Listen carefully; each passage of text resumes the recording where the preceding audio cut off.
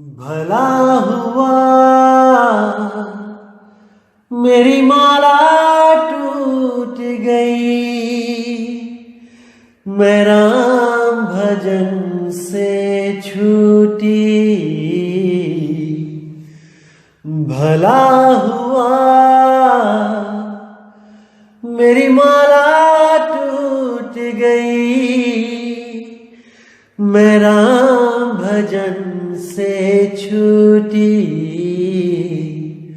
मेरे सिर से टली बला, भला हुआ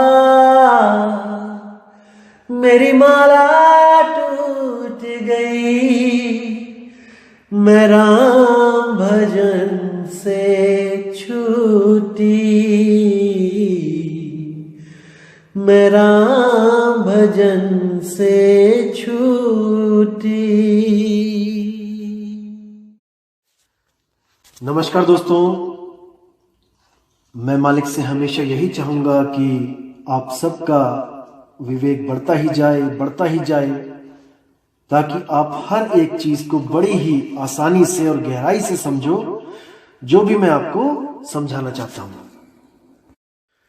तो आज दोस्तों बात करेंगे एक ऐसे सिद्धांत की, एक ऐसे पंथ की जो कबीर साहब की वाणियों पे ही चलता है, खासकर बीजक पे चलता है। बीजक के अलावा किसी को सत्य नहीं मानता। तो आज उस पंथ की बात करेंगे। मैं आपको बताना चाहूंगा कि मैं, जैसे पहले भी मैंने बोला था, कि मैं किसी भी पंथ का नाम नहीं लेना चाहता, अपने सत्संग में तो बिल्कुल ही नहीं लेना चाहता। लेकिन जब मजबूरी हो जाती है, क्योंकि मदन साहिब का नाम जहां पे आ जाता है, तो मुझे मजबूरी में उस पंथ का नाम और उस पंथ के मुखिया का नाम लेना पड़ता है। मुझे माफ करना अगर किसी का दिल दुखे, लेकिन मैं यही चाहूंगा कि आप सत्य से रूबरू जरूर होवें, क्योंकि हमें इंसान जन्म केवल और केवल सत्य की परख करने के लिए मिला है, और हमने इस इंसान जन्म को ऐसे बर्बाद नहीं करना कि हम सत्य और असत्य का निर्णय ही ना कर पाए। तो दोस्तों, आज मैं बात करूंगा पारक सिद्धांत की, जो कबीर साहब के पंथ से ही जुड़ा हुआ है, कबीर पंथ ही कहलाता है। लेकिन ये पंथ कबीर साहब को एक आम इंसान समझता है, मानता है। ये पंथ ये भी नहीं मानता कि कबीर साहब बिना माँ बाप के इस दुनिया में आए। आप किसी भी पारक सिद्धांत वाले किसी महात्मा से बात करेंगे और कबीर साहब के बारे में पूछेंगे, तो वो आपको सीधे स्पष्ट लफ्जों में बोल देंगे कि भाई, जैसे हम इस दुनिया में आए हैं, वैसे ही कबीर साहब इस दुनिया में आए हैं, गर्भ में 9 महीना उल्टा लटक के। दोस्तों, कसूर इनका नहीं है, बिल्कुल नहीं है, क्योंकि साहिब कहते हैं, जल परमाने माछली और कुल परमाने शुद्धि, जिसको जैसा गुरु मिला उसकी वैसी बुद्धि। जल परमाने माछली यानी कि जितना जल होगा उसी के हिसाब से मछली उस तालाब में, उस नदी में, इस समुद्र में मिलेगी। जैसे किसी ने वेल मछली देखी समुद्र में, और वेल मछली को देख के वो अपने घर वापस आ गया, और उसने सोचा कि पानी में वेल मछली रहती है, और वो नदी के पानी में वेल मछली को ढूंढने लगा। नहीं ढूंढ पाएगा भाई। जल परमाने मछली, वो समुद्र इतना बड़ा है, इसलिए वहां पे मछलियां भी बड़ी हैं। और जैसा नदी का जल है, जितनी बड़ी नदी है, उसके हिसाब से वहां पे मछली मिलेगी। तो अगर कोई वेल मछली को नदी में या तालाब में ढूंढता है तो वो मूर्ख है। इसी तरह कुल परमाने शुद्धि, जैसा जिसका कुल होता है वैसी उसकी सोच समझ बन जाती है, सोझी आ जाती है उसको। और जैसा जिसको गुरु मिला वैसी उसकी बुद्धि, जैसा जिसको गुरु मिलता है उतनी ही उस शिष्य की बुद्धि चलने लग जाती है, क्योंकि गुरु से आगे तो जा नहीं सकती। इसलिए इन लोगों को जैसे गुरु मिले, इन्होंने उतना ही सत्य मानकर उसको अपना लिया।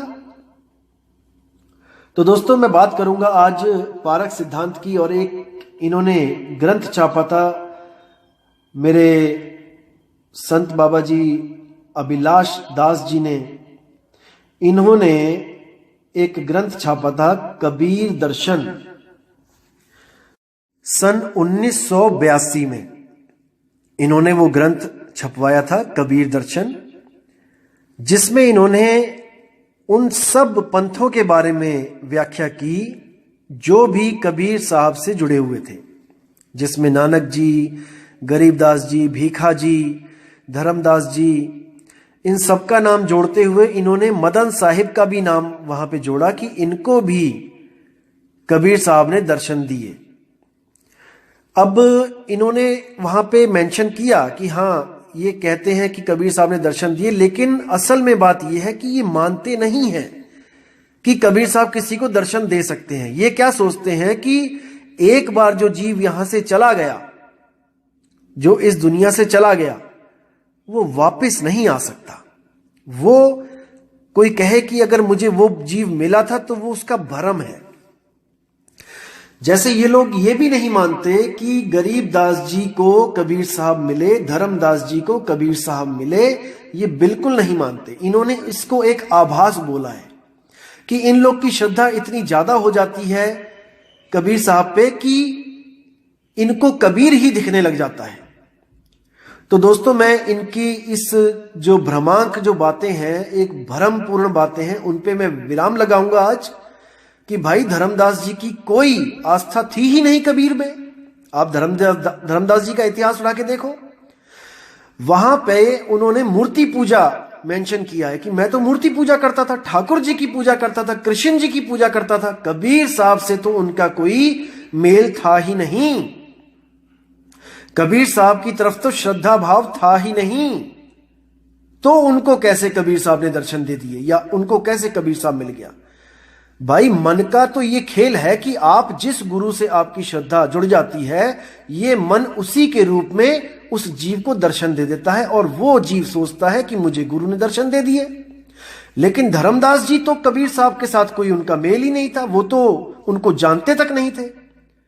धर्मदास जी तो दुकानदारी करते थे और अपना लकड़ियां जला के हवन करते थे, पूजा करते थे बांके बिहारी की। तो कबीर साहब को कैसे दर्शन हो गए उनके, कबीर साहब के?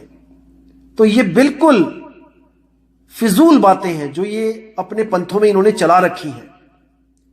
उसी तरह इन्होंने मदन साहिब का नाम जोड़ दिया और वहां पे लिख दिया कि मदन साहिब को भी धर्मदास जी की तरह आभास हुआ था, यानी कि सपना देखा था उन्होंने, जागते हुए सपना देखा था कि उनको राधापति के नाम से कबीर साहब आके दर्शन दे गए।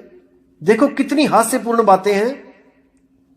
भाई, कोई और दर्शन नहीं दे गया, केवल कबीर ही क्यों दर्शन दे गए? तो इसको समझना पड़ेगा। एक पारक सिद्धांत के एक महात्मा मैं मिला उनसे हरिद्वार में, उनका नाम है निर्णय साहिब, निर्णय साहिब। तो मैं जब उनके आश्रम पे गया तो बात चली कबीर साहब के ऊपर, तो मैंने उनसे एक सवाल किया। मैंने कहा, महाराज जी मुझे बताओ कि कबीर साहब का जन्म कैसे हुआ था? तो उन्होंने कहा, भाई कैसे होता है जन्म? जैसे हमारा आपका हुआ वैसे कबीर साहब का हुआ है। तो मैंने उनको बोला कि मैंने पूछा कि महाराज जी, जब 60,000 शिष्य वहां खड़े थे मगहर में, और कबीर साहब ने जब चादर तान के वहां लेटे और उसके बाद उनका शरीर नहीं मिला, फूल ही फूल मिले, उसके ऊपर आप क्या कहना चाहोगे? तो उनका निर्णय देखिए आपने, क्या किया उन्होंने निर्णय। वो कहते, अरे भाई, तुम्हारे हमारे भी तो फूल ही मिलते हैं। जब हम किसी आदमी को फूंक देते हैं शमशान घाट में, तो उसके बाद 2 दिन बाद, 1 दिन बाद क्या चुगने जाते हैं? फूल ही तो चुगने जाते हैं। वही फूल कबीर साहब के मिल गए वहां पे। देखिए, बुद्धि देखिए आप। अरे वहां पे 60,000 शिष्य खड़े हैं भाई, और वो गवाही दे रहे हैं कि यहां पर कबीर साहब गुप्त हो गए, किसी को लाश मिली नहीं। बाणियां चीख चीख के गवाही दे रही हैं, लेकिन इन निर्णय साहिब ने जो निर्णय सुना दिया वो फाइनल है। अब इनको कौन समझाए? नाम ही निर्णय रखा हुआ है और खूब मशहूर है अपने एरिया में कि निर्णय साहिब ने जो निर्णय कर दिया वही सत्य है। दोस्तों, आपको बताना चाहूंगा कि ये जो जीव होता है, जीव, इसकी बुद्धि समय अनुसार ही चलती है। इसकी बुद्धि काल के हाथ में है, प्रकृति के हाथ में है। आपको उदाहरण देना चाहूंगा, आज से 500 साल पहले, 1000 साल पहले जो जीव था वही जीव आज भी है, लेकिन केवल बुद्धि में फर्क है। कैसे? आज से 1000 साल पहले भी लोग थे, जीव थे, 5 तत्व संपूर्ण थे, उसमें जो चेतना थी वो भी संपूर्ण थी, लेकिन उनकी सोच यहीं तक सीमित थी कि अगर हम किसी से कोई बात करना चाहें जो दूर रहता है, तो हम या तो उसके पास जाके बात करेंगे 100 किलोमीटर 150 किलोमीटर का सफर करके, या फिर हम कोई संदेश भेजेंगे संदेश वाहक के द्वारा, जैसे कबूतर के पैर में कोई चिट्ठी बांध के भेज दी, या फिर किसी ट्रेंड कुत्ते को भेज दिया, संदेशा भेजना वहां पे भिजवा दिया, किसी बाज के पैर में कोई संदेश भिजवा दिया। तो इतनी बुद्धि चलती थी उस समय। जीव वही था जो आज है। वो कभी सपने में भी नहीं सोच सकता था कि आज हम 2018 में 2019 में हम फोन पे बात भी कर सकते हैं और एक दूसरे को देख भी सकते हैं, वीडियो चैट देख सकते हैं, एक दूसरे को कर सकते हैं, क्योंकि बुद्धि प्रकृति से बाहर की बात सोच ही नहीं सकती। दोस्तों, आज जो हमारे लिए इम्पॉसिबल, जो हम सोचते हैं कि वो इम्पॉसिबल है, जो आज दोस्तों 1000 साल बाद वो भी पॉसिबल हो जाएगा, क्योंकि ये बुद्धि विकसित होती जाएगी। तो जिस प्रकार अभिलाष दास ने, उन महात्मा जी ने सोचा अपनी बुद्धि के द्वारा कि ऐसा कैसे हो सकता है कि जो इस दुनिया को छोड़ के चला गया, कबीर साहब जो चले गए, 100 साल बाद धर्मदास जी पैदा हुए और 70-80 साल के थे तब कबीर साहब उनको मिले, यानी 180 साल का फर्क कबीर दर्शन का। जो कबीर साहब जा चुके हैं और वापस आ रहे हैं लगभग 170-80 साल बाद, कैसे कबीर साहब आ सकते हैं? ये बुद्धि उनकी इतनी नहीं चली जो इस बात को हजम कर सके। तो उन्होंने इसको झूठ बोल दिया कि ये झूठ है। बिल्कुल उसी प्रकार का झूठ है जिस प्रकार का झूठ 1000 साल पहले का आदमी सोच के बैठा था कि हम लोग एक दूसरे को किसी प्लास्टिक के डब्बे में, जिसको आज मोबाइल कहते हैं, नहीं देख सकते। आज की बातें उस जीव के लिए झूठ थीं, लेकिन अगर वही जीव आज आके देखे तो वो अपने उस झूठ पे शोक करेगा, रोएगा, पछताएगा और ये मानेगा कि मेरी बुद्धि इतनी काम नहीं कर सकती थी उस समय में जितनी बुद्धि आज काम कर रही है। इसी प्रकार अगर अभिलाष दास साहिब को सत्य का बोध हो जाए तो आज वो उसी तरह पछताएंगे जैसे वो 1000 साल पुराना मनुष्य पछता रहा था। खुद भी भ्रमित हो गया था, हजारों को भ्रमित कर दिया था कि ऐसा कभी नहीं हो सकता। लेकिन उनमें से भी एक जीव ऐसा था जो बाकियों से अलग सोचता था और उसने ही ये आविष्कार करके सबके सामने रख दिया। मान के चलो 1000 लोगों ने कहा कि नहीं, तो उस एक आदमी ने 1000 लोगों को गलत साबित कर दिया। इसी तरह अभिलाष साहिब ने अपनी बुद्धि के द्वारा उस सत्य को डिनाई कर दिया, मना कर दिया, मानने से इनकार कर दिया और उनसे आगे जो शिष्य हुए वो गुरु के अधीन उस सत्य को समझ ही ना पाए, क्योंकि जैसा जिसको गुरु मिला वैसी उसकी बुद्धि। आज आप पारक सिद्धांत के किसी भी महात्मा से बात करोगे कबीर साहब के बारे में तो वो है तो कबीर पंथी ही, वेशभूषा कबीर पंथी की पहनेगा, लेकिन कबीर साहब को भी एक सिरे से खारिज कर देगा कि वो परमात्मा नहीं है, वो आपके और मेरी तरह ही एक जीव थे। अरे अगर वही जीव थे तो आप उनकी बाणी क्यों लेके चलते हो कबीर बीजक? आप अपनी बाणी लो, आप भी तो एक जीव हो। आप अपनी बाणी उठाओ, कबीर बीजक को खारिज कर दो एक सिरे से। खारिज तो आपने कर ही दिया है। कबीर बीजक की जो साखी 1 से लेके 7 तक है, वो बुढ़ानपुर गद्दी पे मैंने एक किताब थी, एक बीजक की किताब छपी थी जिसपे लिखा था कि 1 से लेके 7 की वाणी जो है वो मनमुख वाणी है, वो गुरुमुख वाणी नहीं है। देखो वाणियां तक बांट दी इन्होंने कि ये मनमुख है, ये गुरुमुख है, ये मायामुख है, ये गुरुमुख है। यानी कि जो तुम्हें समझ नहीं आई, जिसका भेद तुम्हें नहीं पता है, वो तुमने बना दिया मनमुख वाणी, और जो तुम्हें समझ में आ गई वो बना दी तुमने गुरुमुख वाणी। अरे भाई, अगर 1 से लेकर 7 तक मनमुख वाणी है तो अगली बार जो आप बीजक छापोगे, मनमुख वाणी को निकाल दो, असार को निकाल दो। परख किस चीज की कर रहे हो आप? आंख देख के मक्खी कोई नहीं निगलता। अगर आपको पता लग गया है कि 7 वाणियां ये मनमुख वाणियां हैं, आप इसको बीजक से हटा दो। क्यों नहीं हटा देते? लेकिन नहीं हटा सकते, क्योंकि ये आपकी खैरात नहीं है, ये कबीर साहब का ग्रंथ है। आप इसमें छेड़खानी नहीं कर सकते, नहीं कर सकते, नहीं कर सकते। लेकिन आप लोगों ने जो लोगों को भ्रमित किया है कबीर साहब का नाम एक जीव बना के उनको, परमात्मा आपको कभी माफ नहीं करेगा।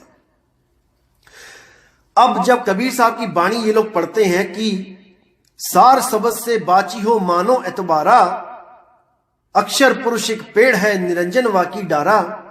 अब इसका अर्थ क्या करते हैं ये लोग कि सार शब्द क्या है, सार नाम क्या है? सार नाम निर्णय का नामा। देखिए, यानी कि आप जिस दोहे का निर्णय करते हो, यानी कोई दोहा है, अगर आप उसका जो अर्थ करते हो दोहे का, वो अर्थ ही सार है। बुद्धि देखिए, आप कह रहे हैं कि अर्थ ही सार है। जैसे आप 10वीं 12वीं में थे जब, तब आपको सवाल आता था कि इस कहानी का सारांश लिखें। यानी कि कहानी होती थी कम से कम 2000 शब्दों की और सार होता था 100 अक्षरों का, कि 100 शब्दों में आप इस कहानी का सार लिखें, तो यानी निचोड़। अरे वो तो किताबी ज्ञान है भाई। इसी तरह दोहे का सार आप लिख दोगे, ठीक है, किताबी ज्ञान है। लेकिन साहिब क्या कह रहे हैं? साहिब ये नहीं कह रहे कि मेरे दोहे का अर्थ करते जाओ, उससे काल से बच जाओगे। सार शब्द से बाची हो मानो एतबारा, अक्षर पुरुष एक पेड़ है निरंजन वाकी डारा।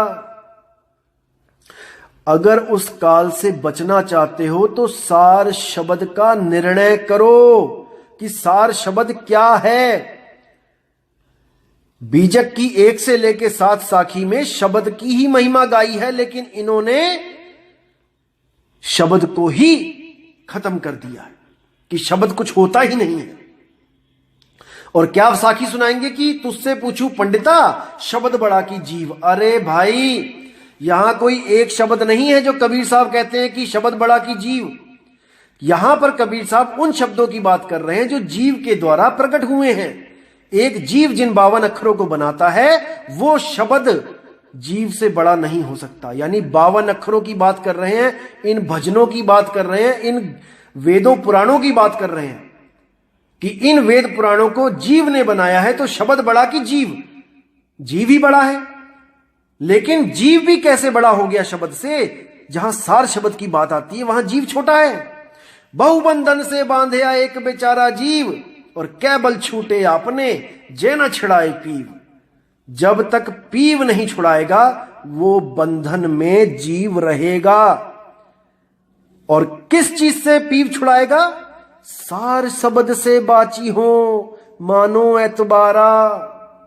सार शब्द से जीव बचेगा, जिसके लिए साहिब ने बोला है कि शब्द शब्द बहुआंतरे और सार शब्द गही लीजे, और कहे कबीर जहां सार शब्द नहीं धृग जीवन सो जीजे। कि हे जीव, अनंत शब्द हैं इस दुनिया में, लेकिन तू सतगुरु के पास जाकर उनकी विवेक के द्वारा उसको परख के उस सार शब्द का निर्णय कर कि सार शब्द क्या है। केवल सतगुरु ही तुझे सार शब्द दे सकते हैं, उसका लखाव कर सकते हैं, और बाकी जितने भी असार शब्द हैं उनको वो छुड़वा सकते हैं। अरे सोई गुरु पूरा कहाए, 2 अक्षर का भेद बताए, एक छुड़ाए एक लखाए, तब प्राणी निज घर को जाए। तो ऐसा गुरु ढूंढ जो तुझे सार शब्द और असार शब्द में भेद बता दे। अरे सार शब्द एक वस्तु है सौदाकर भाई। सार शब्द एक वस्तु है, जिस वस्तु को प्राप्त करके आप काल से बच सकते हो, वरना काल के मुंह में जाना ही पड़ेगा। वस्तु कहीं ढूंढे कहीं कैसे लागे हाथ, और गुप्त वस्तु तब मिले भेदी लीजिए साथ। वो भेदी गुरु जब मिलेगा उस गुप्त वस्तु का लखाव करेगा जो स्वयं आप हो, जो आप ही हो। केवल अपने स्वरूप को भूलने के कारण आप जन्म मरण में फंसे पड़े हो। जिस दिन आपने अपने स्वरूप को जान लिया, उस वस्तु को जान लिया, आप मुक्त हो जाओगे।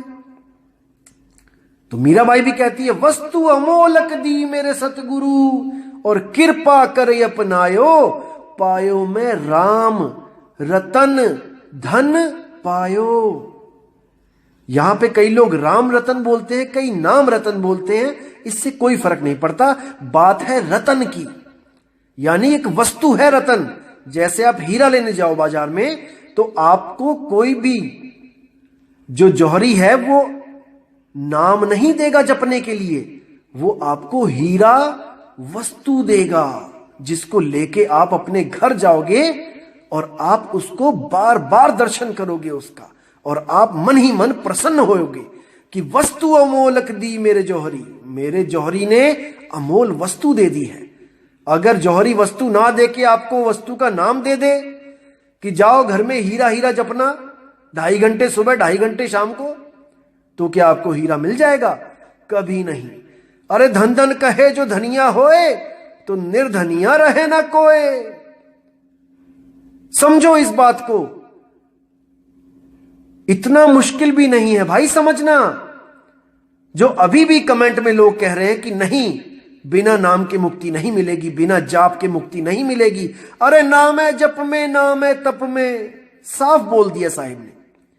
नहीं समझ में आ रहा तो आपकी विवेक शक्ति कम है, इसको बढ़ाओ, झगड़ा मत करो। तो दोस्तों मैं बताना चाहूंगा आपको कि बिन पारख के बने पारखी, पारख तो किया ही नहीं।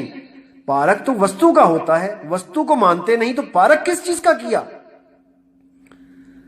भाई दो वस्तुओं में नकली को छोड़ के असली को पकड़ना ही पारख कहलाता है, परख कहलाता है। वस्तु तो मानते नहीं कि कोई वस्तु है, शब्द को तो डिनाई करते हो कि शब्द नाम की कोई चीज नहीं है, तो परख किसकी कर रहे हो? क्या भेष की परख कर रहे हो कि ऐसे सफेद कपड़े पहनेंगे और ऐसे अपने हाथों का बना खाना खाएंगे और ऐसे नल में कपड़ा बांध देंगे ताकि कोई जीव ना आ जाए? भाई आजकल सब कुछ आरओ सिस्टम है, आजकल नल में जीव नहीं आते हैं जो आप नल में कपड़े बांध बांध के पानी पीते हो छान छान के, और जहां पे बुद्धि लगानी है, जिस शब्द को छानना है, उस शब्द को आप डिनाई करते हो, उस शब्द को आप मानते ही नहीं हो। ऐसे बात नहीं बनेगी भाई। वो जमाने और थे जब कबीर साहब ने कहा था कि गुरु करो जान के, पानी पियो छान के, क्योंकि उस समय पानी कुओं से, तालाबों से, नदियों से लिया जाता था और वहां पर हजारों जीव पानी में होते थे। इसलिए कबीर साहब ने कहा इसको बिना छाने नहीं पियो, क्योंकि एक तो जीव हत्या लगती है, ऊपर से आपके अंदर जो जीवाणु पहुंच जाते हैं वो आपको बीमार करते हैं। लेकिन आज थोड़ी नहीं भाई, नलों में कपड़ा लगाना है, नलों में कपड़ा लगा के तो आप उस शुद्ध पानी को और अशुद्ध कर देते हो, क्योंकि कपड़े में लाखों जीव लगे हुए हैं, कपड़े में लाखों जीव हैं, आप उन जीवों को ग्लास में डाल के पी रहे हो। कितना बड़ा भरमजाल है। आज वाणी भाई बदल चुकी है, आज है गुरु करो छान के और पानी पियो जान के।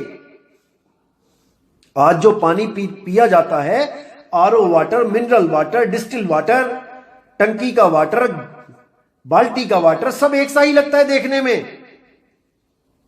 तो उसको जान के पियो, पूछो कि ये कौन सा पानी है भाई, आरओ का है या मिनरल वाटर है कि घर की बाल्टी से ले आया गुसल खाने से उठा के, क्योंकि वो देखने में एक सा लगेगा।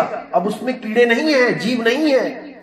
और गुरु करो छान के, पूरी छानबीन कर लो कि कौन सा शब्द गुरु लेके बैठा है भाई, हमारी मुक्ति उस शब्द से होगी भी कि नहीं।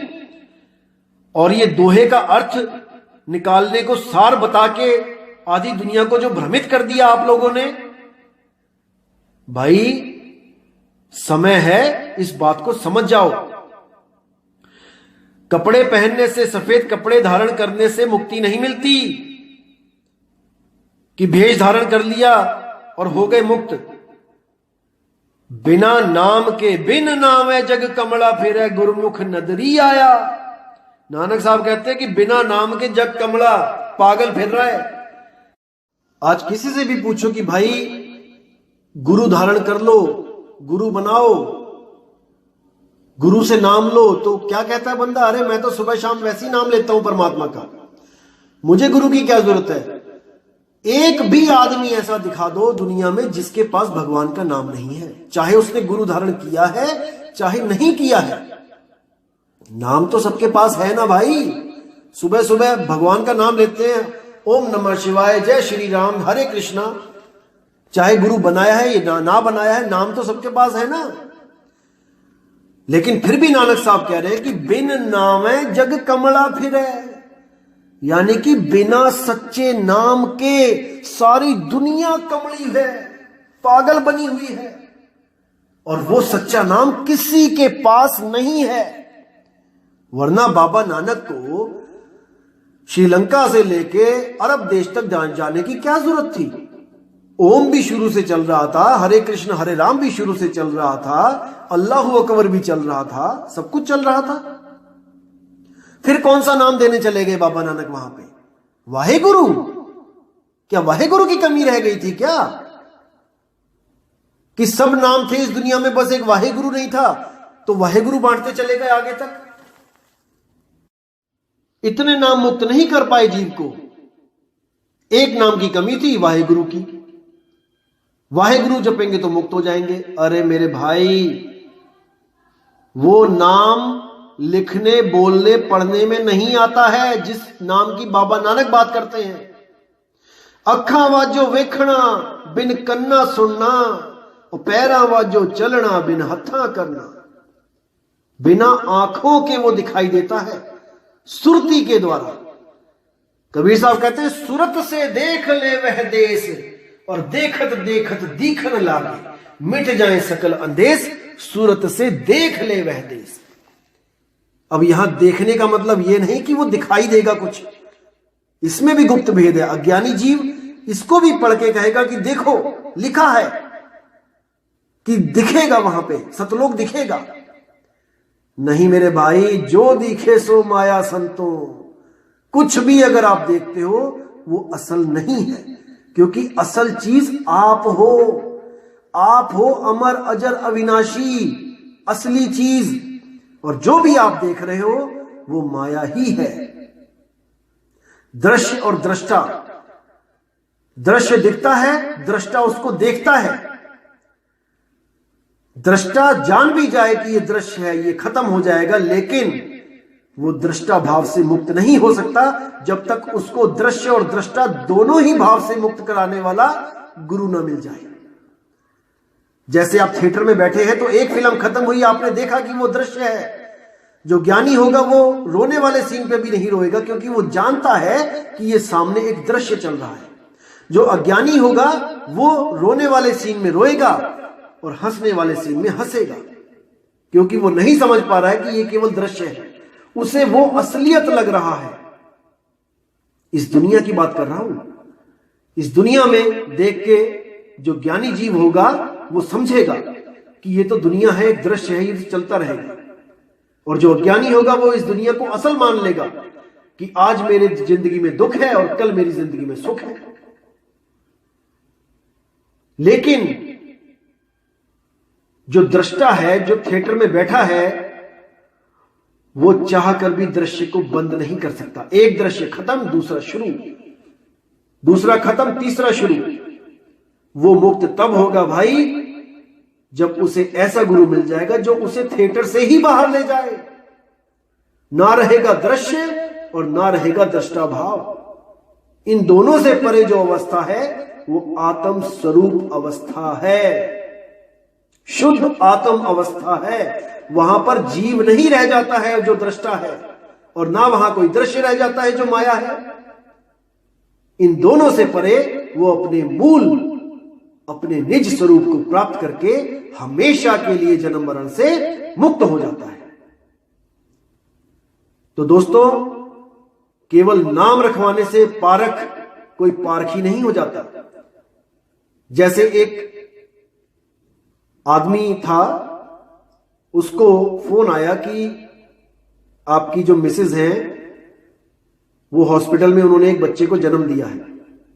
वो भागा जाता है वहां पे कि आज मेरे घर में एक लड़का पैदा हुआ। तो जब वो अपनी बीवी से मिलता है और देखता है कि बीवी थोड़ी परेशान है, तो वो पूछता है क्या हुआ। तो वो इशारा करती है पालने की तरफ कि लड़का हुआ है। तो वो कहता है तो खुशी की बात है। कहती है आप जाके देखो। जब वो लड़के को देखता है तो क्या देखता है कि इतना काला लड़का, इतना काला रंग और नैन नक्श इतने बेकार कि वो भी परेशान हो जाता है कि अरे यार ये क्या हो गया, ये हमारे साथ क्या हो गया। तब दोनों मियां बीवी सोचते हैं, विचार करते हैं कि देखो लोगों के बच्चे इतने सुंदर सुंदर होते हैं, जिनको देख के लोग कहते हैं कि देखो कितना प्यारा बच्चा है, कितना सुंदर बच्चा है, हमारे बच्चे को सुंदर कौन कहेगा। तो दोनों मियां बीवी एक प्लान बनाते हैं कि ऐसा करते हैं, इस लड़के का नाम ही सुंदर रख देते हैं। तो भले इसको कोई सुंदर ना भी समझे, फिर भी कम से कम इसको सुंदर कह के तो बुलाएगा कि सुंदर बात सुनना, अरे भाई सुंदर क्या हाल है। तो इसी तरह इन लोगों ने क्या किया, परख तो इनके पास है नहीं, पारखी तो इनको कोई कहेगा नहीं, तो ऐसा करते हैं कि इस पंथ का नाम ही पारख रख लेते हैं। देखिए, क्योंकि ना चाहते हुए भी सब हमको पारखी कहेंगे कि वो संत पारखी संत आए हैं। अरे परख तो तुम कर नहीं पाए शब्द की, पारखी कहलाते हो। तुम्हारा हाल उसी सुंदर बच्चे की तरह है जो असल में सुंदर नहीं है। आप वो पारखी संत हो जिनके पास परख ही नहीं है, केवल नाम के पारखी हैं। और आपने मदन साहिब की जो उनके बारे में जो लिखा है कि उनको सुपने की तरह या उनको भ्रांति हो गई, कोई भ्रम पड़ गया कि कबीर साहब आए हैं, ये आपकी एक छोटी बुद्धि का उदाहरण है जो आप अभी नहीं समझ पाओगे। जब अंत समय आएगा तब आपको समझ में आएगा कि शब्द की आखिर महिमा क्या होती है। जब आपको इस शरीर के अलावा कोई ठौर ठिकाना नहीं मिलेगा आपकी सुरती को, तब आप शब्दों के अर्थ कर करके उसको सार सिद्ध करके उसमें सुरती को समाना, उसमें अपनी सुरती को समा के देखना जो आपने वाणियों के अर्थ की है, क्योंकि आपके लिए तो वाणियों के अर्थ ही सार हैं।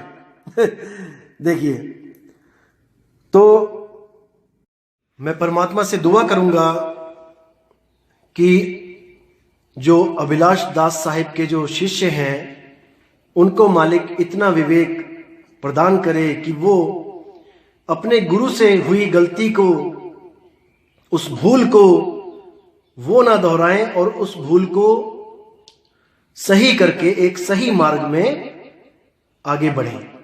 क्योंकि देखो, जिसने गलती करी वो तो जा चुका है इस दुनिया से। अभिलाष साहिब जो थे वो इस दुनिया को छोड़ के जा चुके हैं और जाएंगे भी कहां, वो वापस ही आ गए होंगे कहीं ना कहीं, क्योंकि सार शब्द में तो सुरती टिकी नहीं। जब सार शब्द ही नहीं है तो सुरती कहां टिकेगी।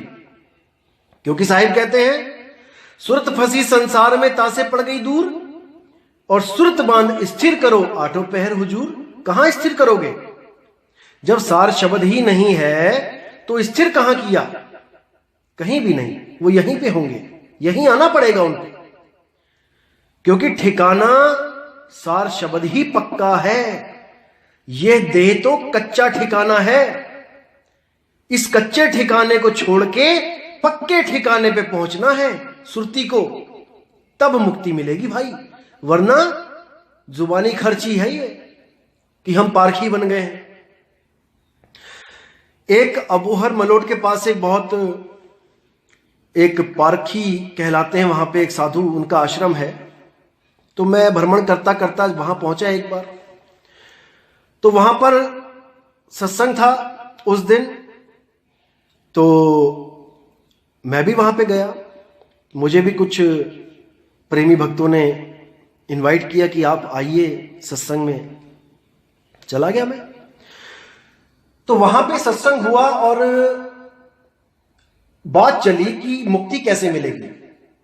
तो वहां पे एक महात्मा जी हैं, नाम नहीं लूंगा मैं उनका, तो उन्होंने बोला कि चेतन, जो जड़ और चेतन होता है, उसमें जो चेतन है उसी को समझना है कि चेतन इस जड़ में फंसा हुआ है और इन जड़ को ही चेतन पूज रहा है। इन जड़ को पूजना छोड़ दे तो वो चेतन स्वयं ही मुक्त है।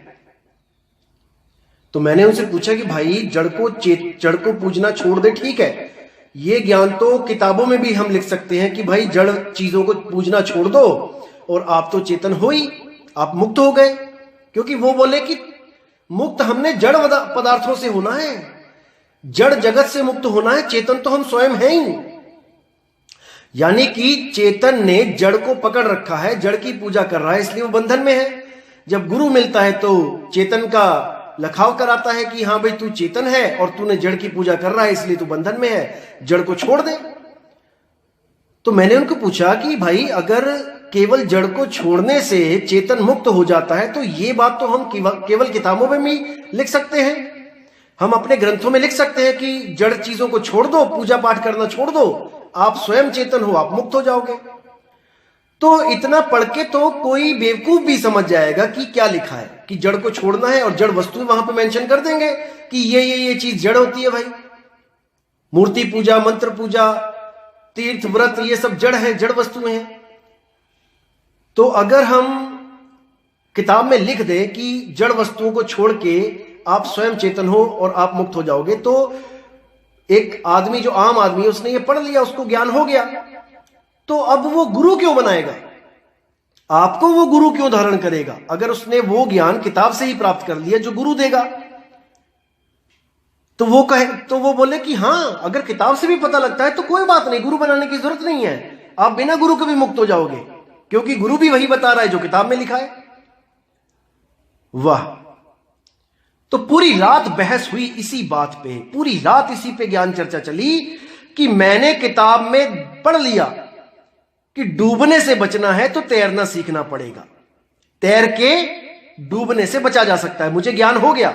अब कोई भी मुझे पूछेगा कि भाई बचा कैसे जाएगा डूबने से, तो मैं क्या बोलूंगा कि तैरने से, मुझे ज्ञान है, मैं ज्ञानी हो गया हूं, मुझे पता चल चुका है कि तैर के ही डूबने से बचा जा सकता है। लेकिन भाई मुझे ज्ञान किताबी हुआ है, मुझे केवल यह पता लगा है कि तैरने से हम, अगर हमें तैरना आता है तो हम डूबने से बच सकते हैं, लेकिन हमें इतना पढ़ के, इतना ज्ञान लेके तैरना नहीं आ गया, उसके लिए हमें गुरु धारण करना ही पड़ेगा जो हमें एक विधि देगा, और तब हम उस विधि को जब अपनाएंगे तब हम इस जन्म मरण से मुक्त होंगे। तो इतनी सी बात उन महात्मा के दिमाग में नहीं गई, पूरी रात बहस करते रहे कि नहीं ऐसा नहीं है, ऐसा नहीं है। एक बच्चा भी समझ सकता है इस बात को, एक छोटा सा बच्चा, नादान बच्चा भी समझ सकता है, और ये इतनी सी बात को नहीं समझ पा रहे हैं और पारखी कहला रहे हैं कि हम पारखी संत हैं। तो कितने बड़े भ्रम में ये खुद फंसे हैं और इतने जीवों को उलझा रहे हैं। तो मैं इन लोगों से यही विनती करूंगा कि भाई अभी समय है, अभी कुछ नहीं बिगड़ा है, गलती इंसान से ही होती है, लेकिन असली इंसान वो होता है जो अपनी गलतियों को सुधार लेता है। अभी आपके पास समय है, आप दोबारा बीजक पे विचार करो और उस सार शब्द को समझो उस सार शब्द को, जिसके लिए बाबा नानक कहते हैं तेरा एक नाम तारे संसार, मैं एहो आस एहो आधार, नानक नीच कहे विचार और धानक रूप रहा करतार। वो एक नाम जब मिल जाता है तो सारा संसार उस एक नाम से पार हो सकता है। एक नाम की महिमा है। लेकिन यहां पर अज्ञानियों ने 5 नाम, 7 नाम, 10 नाम, अनंत नाम, पता नहीं कितने नाम इस दुनिया में बना दिए और हर जीव को उसमें उलझा दिया। तो नानक साहब कहते हैं, जे तू पढ़िया पंडित बिंदो आखर दो नामा, और प्रणवत नानक एक लंगाए और जे कर सच समावा। कि अगर पंडित बचना है तो ऐसा गुरु ढूंढ ले जो तुझे 2 अक्षर 2 नाम 2 शब्द का भेद बताए। जो शब्द उलझाता है उसको छुड़वा दे, और जो शब्द सुलझाता है उसका लखाव करा दे। एक शब्द सुख रास है, एक शब्द दुख रास, एक शब्द बंधन काटे और एक गढ़ की फांस। साहिब कहते हैं इस दुनिया में 2 तरह के शब्द हैं। एक वो है जो सच्चा सुख देते हैं, और एक वो है जो सच्चा दुख देते हैं। दुख देने वाले बंधन कारक शब्द को छुड़वा दे और उस सत्य शब्द का, सच्चे नाम का, सत्य नाम का लखाव करा दे। वही गुरु आपको पार कर सकता है, अन्यथा हर गुरु आपको 52 के जाल में उलझा देगा। कंठी का जाप कर लो, भोजन का जाप कर लो, नहाने का जाप कर लो, धोने का जाप कर लो, दुनिया भर के मंत्र पकड़ा देगा। नहाते वक्त ये गाना है, खाते वक्त ये गाना है। भाई, ये मंत्र तंत्र हमने ही बनाए हैं, एक इंसान ने बनाए हैं, वो भी केवल दुनियादारी को इजी करने के लिए, ना कि इन मंत्रों तंत्रों से कोई परमात्मा की प्राप्ति होती है, कभी नहीं। तो कबीर साहब, जिनको आप एक आम जीव समझते हो, वो आम जीव नहीं है भाई। वो कुछ और चीज है जो आपकी बुद्धि से परे की बात है। उस चीज को जानने के लिए आपको एक भेदी सतगुरु, उसकी जरूरत है। तो साहिब क्या कहते हैं गुरु ग्रंथ साहब में, गंगा की लहर मेरी टूटी जंजीर और मृग छाला पे बैठे कबीर। कहे कबीर कोई संग न साथ, जल थल राखन है रघुनाथ। यानी वो शब्द गुरु हर जगह आपकी रक्षा करेगा, हर जगह। उस सुरती को मूल ठिकाने पे एक सतगुरु, भेदी गुरु पहुंचाता है, भेद बताता है, तभी वो पहुंचती है। और जो शब्द गुरु होता है वो उस सुरती को उठाता है, खींचता है, ताकि वो दोबारा किसी गर्भ में ना चली जाए, किसी जून में ना चली जाए। तो वाणी में आता है, तोड़ी ना टूटे छोड़ी ना छूटे, ऐसी माधो खींच तनी, मऊ लालन स्यों प्रीत बनी। कि अब वो शब्द गुरु मेरा हाथ नहीं छोड़ेगा, मेरी सुरती को इस 3 लोक में धक्के खाने के लिए नहीं छोड़ेगा। अब वो मुझे सदा सदा के लिए अपने में स्थिर कर लेगा, सहज कर देगा। जैसे शब्द गुरु सहज है, वैसे ही मेरी सुरती सहज हो जाएगी। लेकिन कब होगी? जब सहज योग आपको प्राप्त होगा। इसी को धर्मदास जी कहते हैं, मेरे सतगुरु पकड़ी बाह, नहीं तो मैं बह जाता मैं इन 9 द्वारों में से मैं बह जाता। लेकिन मेरा सतगुरु अखंड नाम, अखंड शब्द, वो मेरी सुरती को 10वें द्वार से लेके गया। और जो 11वीं खिड़की बोला गया है जिसको, वो शब्द गुरु, उसमें उसने मुझे स्थित कर लिया। अब मेरा आना और जाना खत्म हो गया। दोस्तों, ध्यान देने वाली बात है कि 10वें द्वार से निकाल के उस 11वीं खिड़की में जाना है।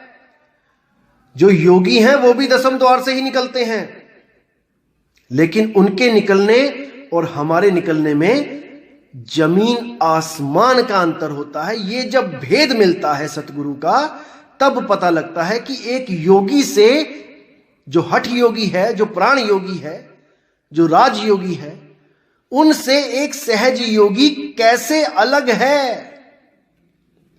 जब भेद मिलता है और पूरी विधि बताई जाती है, तब समझ में आता है कि माजरा है क्या, गलती हो कहां रही है। तो इसको दोस्तों समझना है और अपनी विवेक की तलवारें ऐसी तीखी कर लो कि अज्ञान को काटते चले जाओ। मैं हमेशा यही अरदास करूंगा। तो अब मैं आपसे आज्ञा चाहूंगा और मालिक से अरदास करूंगा कि मेरे जितने भाई हैं जो इस पारक सिद्धांत में अभी जुड़े हुए हैं, जिनके पास अभी समय है, वो विचार करें, सार शब्द की वाणियों को समझें, उसके महत्व को जानें और एक ऐसा भेदी गुरु ढूंढे जो सार शब्द को भली भांति जानता है। तो दोस्तों विदा चाहूंगा मैं। जय गुरुबंदी छोड़ वैराग साहिब, जय गुरुबंदी छोड़ मदन साहिब, जय जय गुरुबंदी छोड़ सतगुरु सत्य कबीर साहिब की सदा ही जय हो। साहिब बंदगी सतनाम।